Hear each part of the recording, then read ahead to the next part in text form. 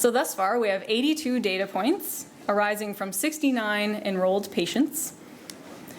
17 samples are currently pending, and most dogs in the proteinuria group do have greater than one sample, so you'll see that there are more samples than there are dogs, and that is the reason.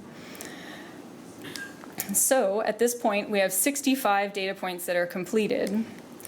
And if we remove the 8 dogs from the proteinuria group, that leaves us with 57 dogs with heart disease.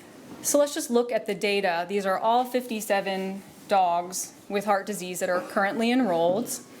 You can see on the y-axis, we have our aldosterone creatinine ratio in micrograms per gram.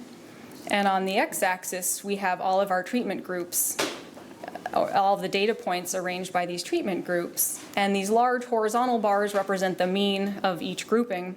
I'd like to point out group D. So these are the dogs that are receiving spironolactone as part of their heart failure treatment.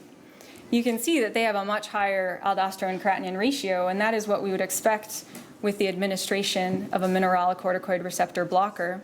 And we don't include the dogs in group D in our patients to determine if they have aldosterone breakthrough or not, since there's no way to know in that they have very high urine aldosterone creatinine ratios often.